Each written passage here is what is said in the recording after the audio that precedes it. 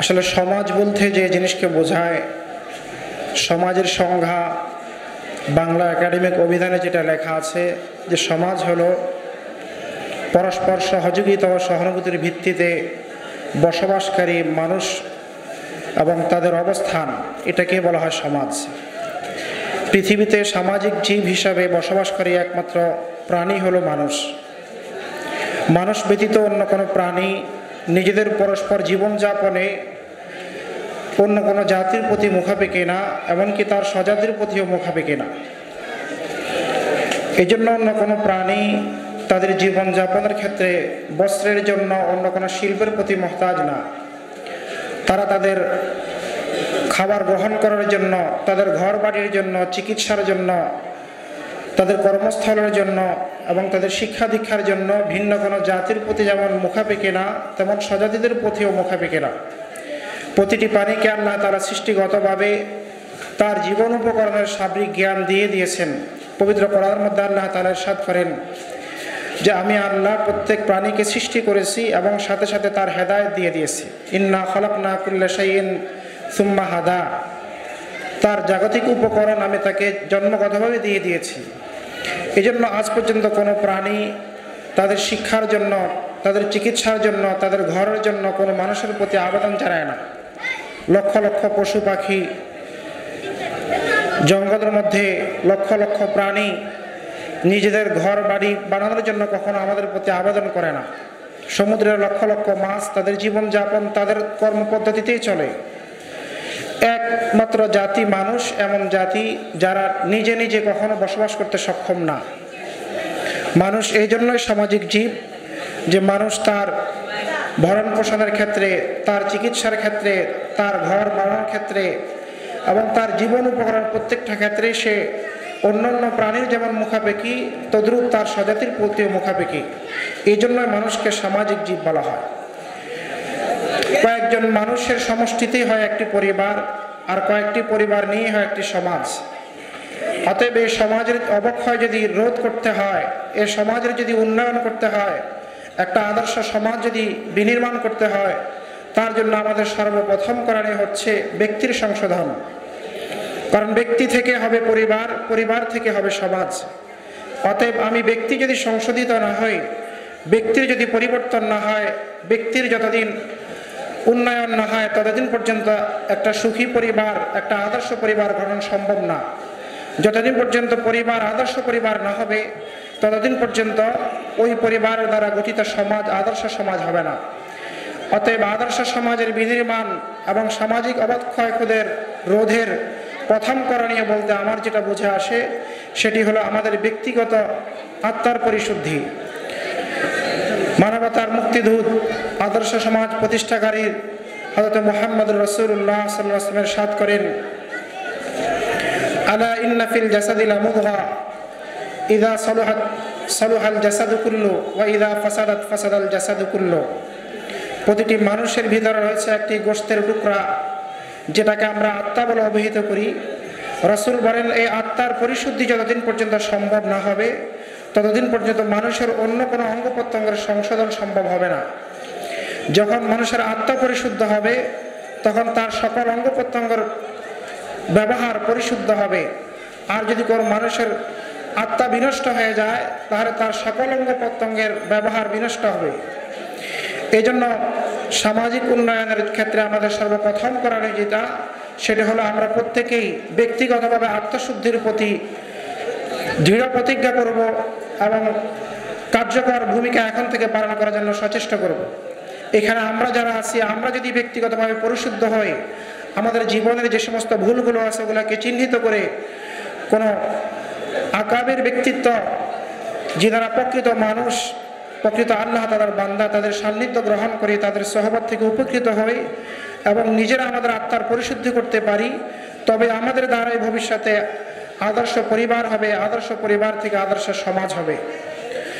এক্ষেত্রে আমি আমাদের করণীয় ক্ষেত্রে ব্যক্তিগতভাবে করণীয় এই পর্যন্ত যেটা আবেদন করলাম যে ব্যক্তিগতভাবে আমাদের প্রধান করণীয় হলো আত্মশুদ্ধির প্রতি মনোযোগী হওয়া। সমষ্টিগতভাবে আমাদের সমাজকে আদর্শ সমাজ হিসেবে গঠন করার জন্য যে জিনিসটা আমার সার্বিক জ্ঞান অনুসারে যেটাকে আমি গুরুত্বপূর্ণ মনে করি সেটা হলো আদর্শ জাতীয় সমাজ গঠনের লক্ষ্যে বিজ্ঞানভিত্তিক কর্মমুখর সার্বজনীন ইসলামী শিক্ষার ব্যাপক প্রচার প্রসার ও তার কার্যকর পদক্ষেপ গ্রহণ করা। যতদিন পর্যন্ত ইসলামী শিক্ষা আমাদের জিন্দিগিতে না আসবে ততদিন পর্যন্ত প্রকৃত মনুষ্যত্ববোধ আমাদের মাঝে আসা সম্ভব না। কারণ আমাদের সৃষ্টিকর্তা যে মহান আল্লাহ রাব্বুল আলামিন, তিনি পবিত্র কোরআনে ইরশাদ করেন, আর রহমান আল্লামাল কুরআন খালাকাল ইনসানা আল্লামাহুল বায়ান। রহমান তো তিনি, যিনি মানুষকে কোরআন শিক্ষা দিয়েছেন, মানুষ তৈরি করেছেন এবং তার মনোভাব প্রকাশের ক্ষমতা দিয়েছেন। এই আয়াতের তাফসীরের মধ্যে মুফাসসিরিন কেরাম লেখেন যে একজন মানুষ আদর্শ মানুষ হিসাবে গঠিত হওয়ার জন্য সর্বপ্রথমে তার কোরআন শিক্ষা প্রয়োজন। এই কারণে আল্লাহ তাআলা প্রথমে বলেছেন আল্লামাল কোরআন, তারপরে বলেছেন খালাকাল ইনসান। অতএব যতদিন পর্যন্ত কোরআন শিক্ষা তথা ইসলামী শিক্ষার সার্বজনীন এবং ব্যাপকতা না হবে ততদিন পর্যন্ত আদর্শ মানুষ তৈরি হওয়া আমাদের পক্ষে সম্ভব হবে না। এই জন্য আমার অনুরোধ থাকবে, জমাদার বাজার যুব সংঘের উদ্যোগে আমরা ইসলামী শিক্ষার সার্বজনীন এবং ব্যাপকতার প্রচার প্রসারের লক্ষ্যে যে সমস্ত কার্যকরী পদক্ষেপগুলো গ্রহণ করা দরকার, ধীরে ধীরে আমাদের আকাবিরদের পরামর্শে সেই সকল পদক্ষেপ আমরা কার্যকর পদক্ষেপ যদি হাতে নিতে পারি তাহলে আমাদের দ্বারা আদর্শ সমাজ গঠন করা সম্ভব হবে।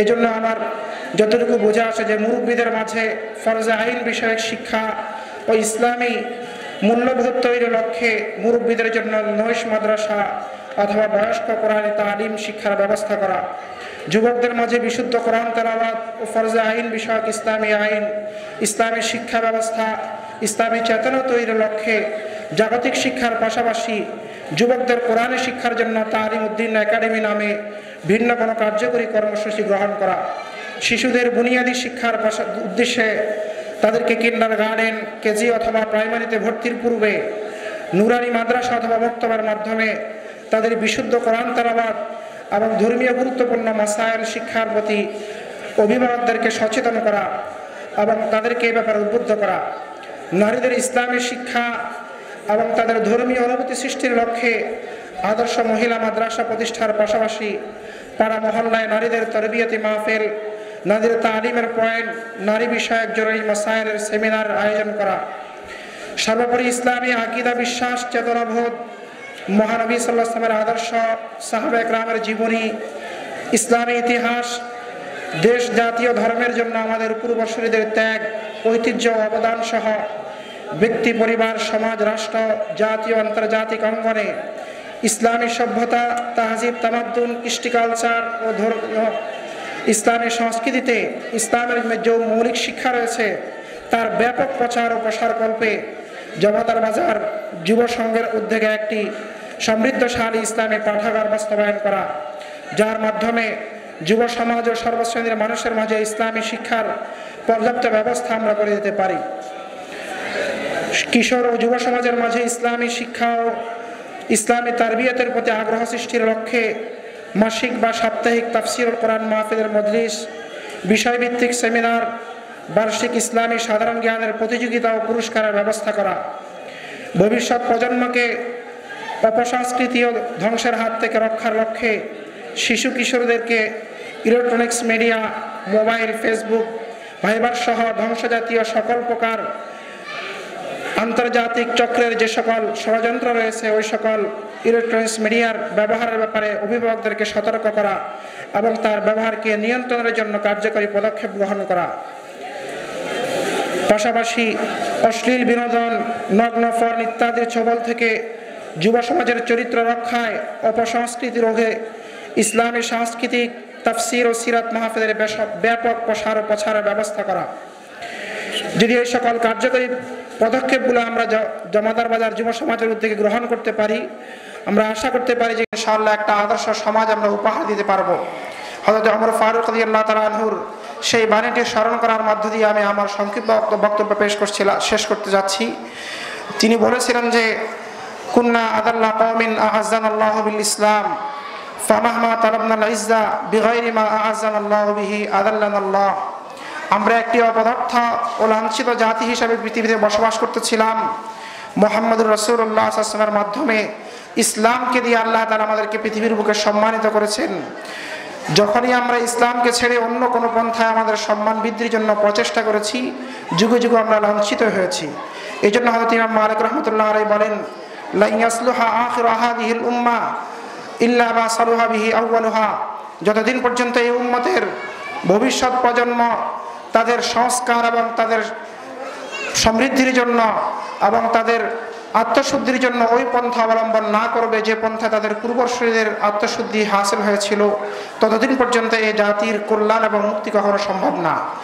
অতএব আমি আমার সর্বস্তরের ভাইদের প্রতি আকুল আবেদন রাখবো, ইসলামী শিক্ষার ব্যাপারে আমরা সচেতনতা অবলম্বন করি, ধর্মীয় সচেতনতা অনুভূতি আমরা সৃষ্টির লক্ষ্যে কাজ করি এবং জমাদার বাজার যুব সংঘ যে উদ্দেশ্যে আত্মপ্রকাশ করেছে তাদের এই উদ্দেশ্য সাধনে আমরা সার্বত্রিকভাবে তাদের সহায়তা করি।